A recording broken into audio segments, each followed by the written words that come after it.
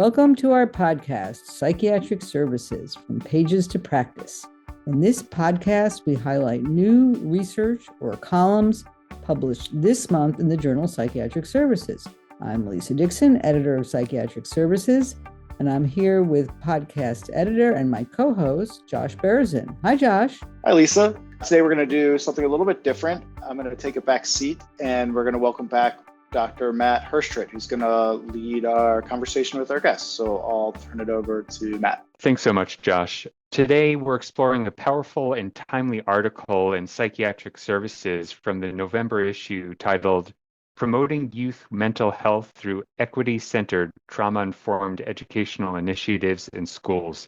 We're lucky enough to be joined today by the article's co-authors.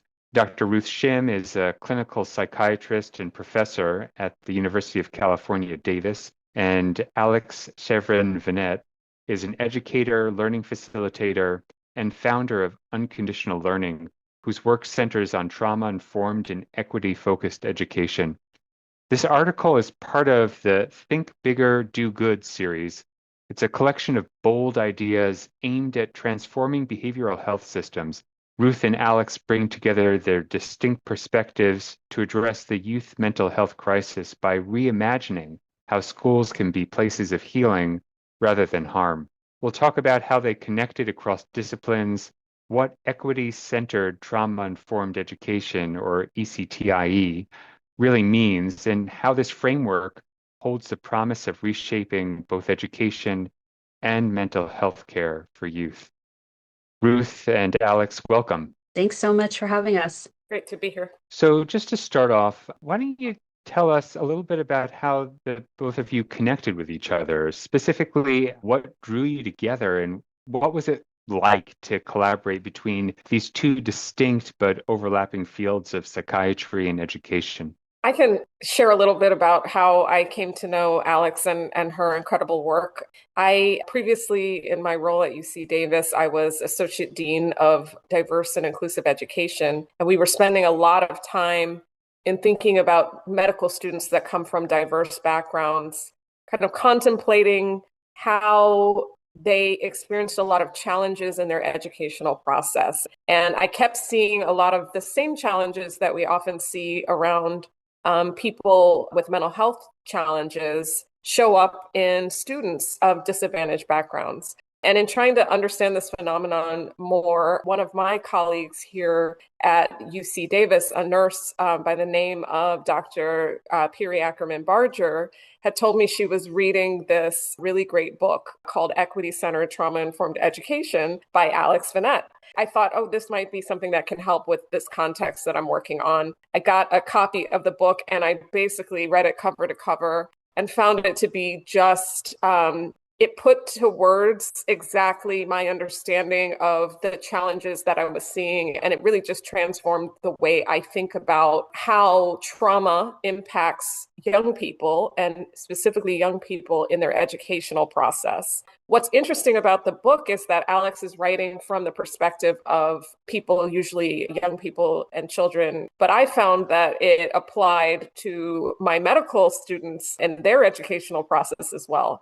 And so I reached out to Alex, and we've been working together since then on ways to think about improving equity-centered trauma-informed education in medical education. And in the process, we talked about how it would be important to also write an article that highlights these issues in the K through 12 sector and how it relates to mental health overall. That's great. And, Ruth, that really highlights how if there's an excellent idea like ECTIE that is, Alex, I'll speak for you for a moment. It sounds like that's something that you were thinking of for K through 12, that it is so applicable that it could be extended to students in postgraduate fields like medicine. Yeah, I wrote this book really focusing on K through 12, but I also have taught at the community college level and in graduate school. And so I knew that these ideas also applied to adults, also applied to older learners. And so it wasn't a huge shock to me to hear that this was resonating in medical school. But what was really interesting and surprising as we went through our collaboration was just how parallel so many of the issues were, that I would be talking to an elementary school principal, and almost the same things that that principal was saying were what the deans at this medical school were also saying were challenging. And so it was really interesting seeing these parallels and really recognizing that so many of our education systems really mirror similar challenges and similar successes. Well, let's launch into it. For those who may have read your article a while ago, and just to refresh their memory, can you walk us through, Alex, equity-centered trauma-informed education, which I'm abbreviating ECTIE, the 5 core components that you described? There's predictability, flexibility, empowerment, connection, and unconditional positive regard. It's a lot to keep in mind. Maybe you can help sort of synthesize those for us. Well, I'll tell you first where this framework came from so that we can kind of situate within that. I'm a teacher by training. I went to school to become a high school English teacher, and I ended up working at an alternative therapeutic school. And what this meant was that we had students with various social, emotional, behavioral challenges who really were going to benefit from greater wraparound support during the school day. And so we had a really high ratio of adults to students. We had a lot of adults for the students. We had many clinical social workers embedded into the school. And then really interestingly, all of the folks coming from a teaching background were then cross-trained by the clinical social workers. And so we were given therapeutic tools to integrate as part of our teaching. As I worked there for many years, we were really doing what is now called trauma-informed education, kind of before this was a huge buzzword. And then I went to grad school. I started going to more teacher conferences. And I started talking to folks in other settings that were really surprised by what we were doing and really hadn't heard of some of these strategies. And I got really interested in how do we take these things that are working for these kids who really need these practices in these small little corners and pockets and bring it out to the mainstream. So I started training teachers. I started really digging more into the literature about trauma-informed education. And as I did that literature review, I started noticing something that was really concerning to me, which was that when folks would talk about trauma in schools, it was in this way of saying kids have trauma from out there and they put it in their backpack and they bring it to school. And our role as teachers is to really help them, enjoy this safe and loving place that is school. And, oh, that bad trauma is out over there. And I was thinking about all the students I had built relationships with over the years and all of their stories. And I started thinking about the harms that they experienced at school. And I started thinking about the teachers that they would tell me about they'd had in the past who were awful to them or were harmful to them. I started thinking about the curriculum that they had experienced that was exclusionary or that was inaccurate around their identities and their communities. And I was just really feeling like I don't want to align with this version of trauma-informed education that really is creating this divide where we say school is this warm, fluffy place where nothing bad ever happens. Of course it's not. School is full of people and people harm each other. And so harm happens at school as well. And so that's what really drove me to create this framework of equity-centered trauma-informed education, recognizing that inequity causes trauma and that once you experience trauma, you then face inequities in how you are treated and how you can access learning at school. And so it's articulated in a bunch of different ways in my work. One is that, I talk about some of the larger principles of making sure that we center equity and justice in our trauma-informed work. But in this particular paper, we really focused on what I call the 4 priorities and then unconditional positive regard, making up that 5th piece. So the 4 priorities are really a way to think about creating safety, felt safety for all students. So that's those 4 of predictability, flexibility, connection, and empowerment. And then unconditional positive regard really infuses everything. And that's about that relational safety and really coming from a place where every student has value. We are not making that value contingent on certain accomplishments or certain ways of fitting white heteropatriarchal norms, right? But instead saying everybody has value in their own way and that schools have a responsibility to really lift up that value. I'm I just wanted to jump in if I could, just to Please. say that the clarity and coherence of your description is just very powerful, and it really, really resonates. So thank you. Lisa, this is why I love working with Alex. Like, it is honestly one of the favorite things I have done in my entire career is to work with Alex because she is so brilliant at talking about these things in this way. So I thank you for pointing out what I know. Yeah. Thank you. I couldn't agree more. And one thing I'm wondering here is I'm hearing all of this and I'm imagining my own K through 12 education, and I think to myself, oh my God, I wish that, our school had embraced these concepts and had language for this. I'm wondering what reception, and I'm sure it's been varied, that you've gotten from school administrators and from individual teachers who are exposed to ECTIE and trying to figure out how to take these concepts and apply them to their own classrooms. It's a huge range. It's a huge range. I personally, just as a personal way I approach my career, I try to put my biggest energy into the people who already are picking up what I'm putting down, who already are on board, and who want the skills to go further, who want support and solidarity and strategies. And so I largely try to focus on connecting with the teachers for whom they hear this description and they go, that's what I was already doing. Now I have language for it. Can you help me go deeper? That being said, of course, I work with all kinds of people beyond that core group. And so I also hear things like, well, trauma-informed education, doesn't that just mean that we're coddling students? We have to be harsh with them because the world is harsh. I hear that. And of course, I have my own response to that about how that does or doesn't align with what we know about child development, as I'm sure all you can speak to. I also hear from folks who, maybe are on the fence, really want to try something different, but they teach in our current political context. And so they say, well, I want to deviate from the scripted curriculum, or I don't want to use this really harsh discipline practice, but my hands are tied. I don't have a lot of wiggle room here. And so I do a lot of work with educators about finding small places that they can shift practice, even within some of those confines. So it's really a huge range, but I really try to support as best I can the folks who really want to take this and run with it.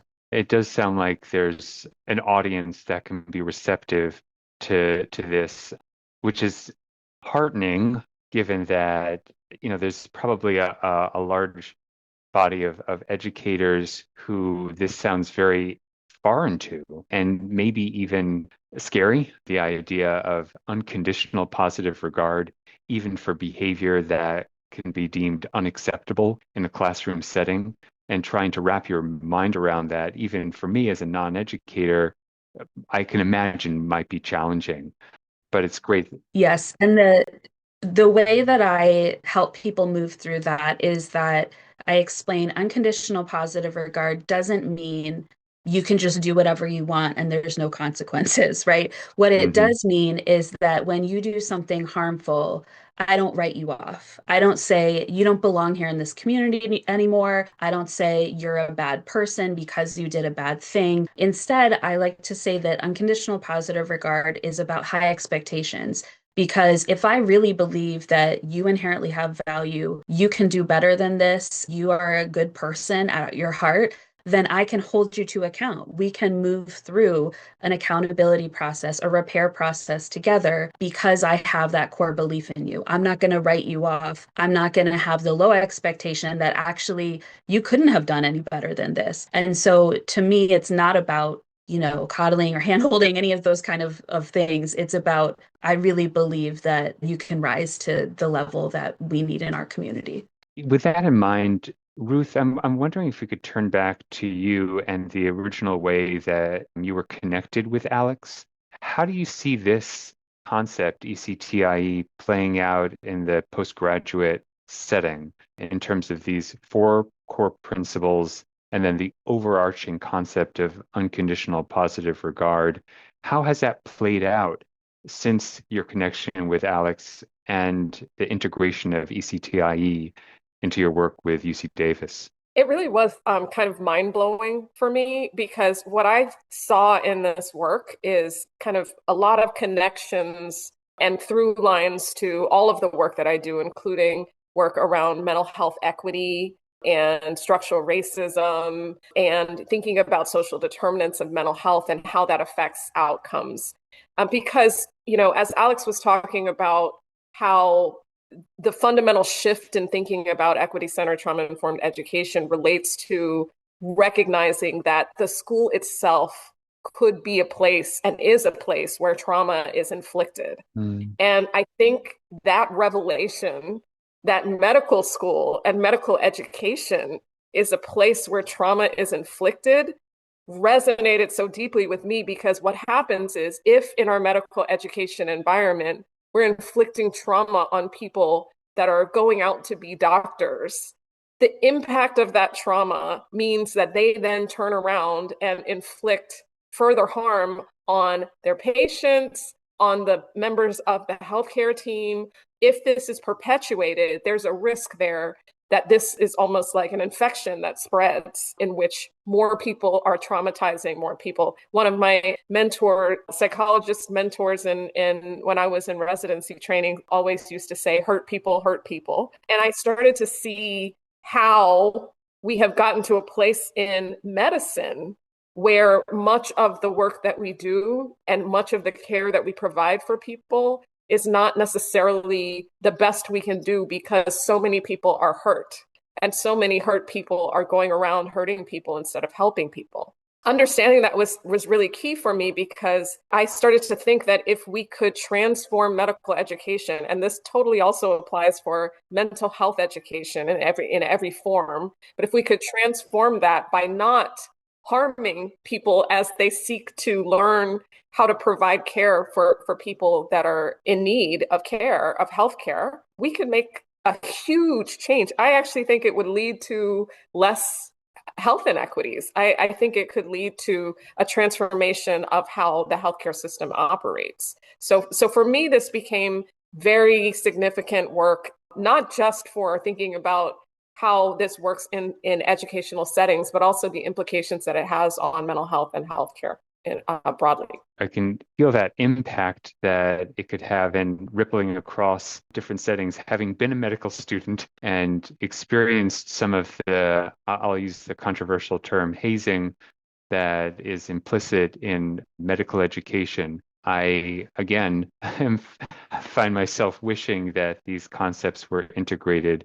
I love my medical school. It was amazing. And there's such incredible educators. And at the same time, there's something implicit in the current medical education environment that lends itself to sort of a more aggressive way of teaching that doesn't necessarily have inclusivity as its primary core. While you're talking, it makes me think we're not just, medical school is just one little teeny tiny portion of the healthcare system, right?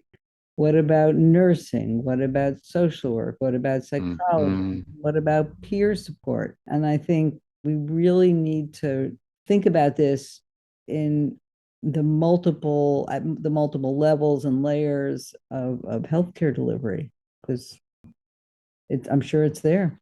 And I would just add that, trauma-informed care as a concept, right, before there was offshoots into trauma-informed education, it came from the psychology realm, right? It was a group of survivors who were really, seeking services and saying, we need a transformation of how these services are being provided. We need more autonomy. We need agency and dignity within our services. And so, it started there. But then when I started my collaboration with Ruth and we were looking at how this all applies to medical education, I was really surprised when I started searching for literature that there was a lot about teaching medical students about trauma-informed care or teaching nursing students about trauma-informed care, but there was almost nothing about actually using trauma-informed care or trauma-informed education in this educational setting. And so I think that's really the gap that we were looking to bridge together. And there's another component. Lisa, you were helping me expand the potential audience for ECTIE I'm wondering if we could expand it even further by looking at the opposite side, which is those who are receiving ECTIE and students, whether they're in K through 12, graduate, postgraduate, undergraduate, in any field.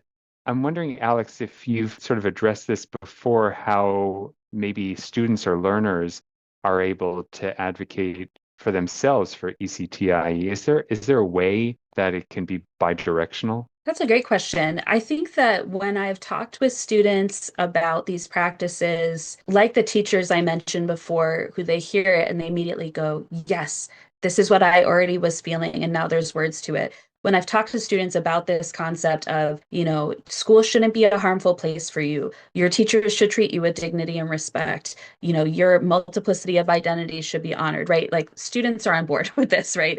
It sounds and feels good. And actually, a real highlight to me of the collaboration at UC Davis was that I did very extensive interviews and conversations and focus groups with the medical students, and actually have, built some relationships. I continue to be in touch with some of the students there, and they're amazing. I just was blown away by the way that they were so invested in our conversations.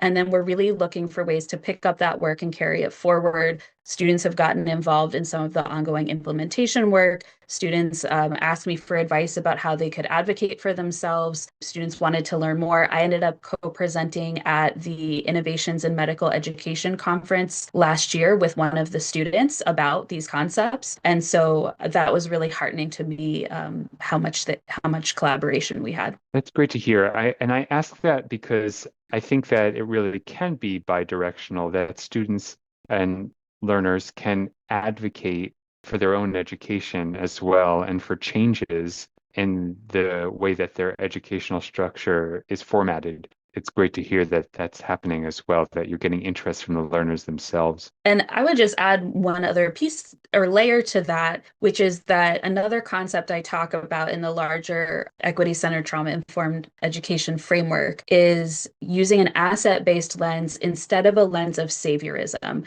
Another thing that I really noticed in the literature around trauma and education and kids is this sort of saviory vibe that was happening sometimes of, oh, these poor kids with trauma, we have to rescue them, we have to save them. The cover of half the books I would read about this, there was like a crying child on the cover. It was really, again, I would think of the students that I worked with who are funny and sarcastic and self-advocates and just, full dimensional children, right? Full dimensional teens. And that really inspired me to articulate this piece of working alongside students and their families and their caregivers to help them reach the goals that they're setting, to help be there as a resource, to help provide a connected web of support, as opposed to coming in with a, I can fix it and you'll just sit there and take my fixing kind of attitude. And so I think that's a huge layer to this as well. I would just like to add to that I so appreciate, and it really did resonate with me, this piece around saviorism that Alex writes about beautifully, because I'm thinking about medical education, and I do mean all of the types of medical education that exist. There is this kind of hierarchical notion in education that, you're learning how to help people, but that like you are the person that's there to help people in almost, depending on the population you're working with and how you're trained, almost in a saviorist kind of way. And so that there is this fear, I think, or concern that I had and I've seen around, what is sometimes referred to as the hidden curriculum, all of those things that aren't part of the educational process and is not written down in the syllabus, but the things that students look around and observe among their teachers, among the people that are in that setting. They observe how they interact. And so, if we work in teams in healthcare settings and we're watching and observing, if students are watching and observing nurses and doctors interact with each other in not positive ways, if we're observing people speaking down to each other on teams, it's hard not to absorb that. And so we have to be thinking about what is being taught, but also kind of what's underlying and what are like the motivations behind what people are actually taking away from their educational experiences. This has been really interesting. And just like reading your article has been mind expanding for me. Hearing the context is even better. I'm wondering now, coming to the end of our episode here, if I could turn to both of you, Alex and Ruth, what you feel like are really the take-home points that you want listeners to be able to grasp about this concept, which I'm sure is going to become more of a household name in the coming years. What do you want listeners to really be able to grasp? Maybe first I'll turn to you, Alex. Something that's been really special to me since the development of this framework is seeing how many places and settings it can resonate. And I think that when you look at these four principles of predictability, flexibility, connection, empowerment, when you look at unconditional positive regard, what's really nice is that anybody in any role can think about how to apply those in their setting. A classroom teacher can look at how they dial in those four pieces, and they can really think about how am I communicating unconditional positive regard. A school principal can think about how am I creating the conditions for the teacher to do that, and also how am I applying these to my work with the teachers, right? Clinicians within a school setting, clinicians in the community, right? Everyone can apply these things wherever they are. And it's something I say often to teachers who are facing structural barriers to bigger changes or who are really unsure where to start is that you can't do everything, right? For us to really transform our education system and more broadly to transform outcomes for children, we need change from every single place, right? We need it from healthcare. We need it from education. We need it from entertainment and technology and literally everything. And so it's a big project. It's one that I hope that in this lifetime I've, made a little progress on, but I know the work continues longer. But I don't let the bigness of it keep me from participating, right? Instead, I ask, in my role, in my sphere of influence, how can I move this forward? What can I do? And so I really encourage every person to engage with these topics, to think about how our students experiencing trauma need us now to take action and figure out what is that action for me going to be. And if we are each pulling at our little corner, we are collectively making progress. And from my perspective, I totally wholeheartedly agree with everything that Alex said. And I would say that, our goals in writing this article was really to just raise awareness, to contribute to the literature that doesn't really exist in this space, and really start and open up a dialogue around this. So we put policy recommendations into this article, but just as Alex said, there are individual things that people can do, as well as thinking about how do we take this and move it into a structural intervention kind of framework so that it impacts many, many more people, children, adolescents, and our future health professional workforce, as well as the entire workforce.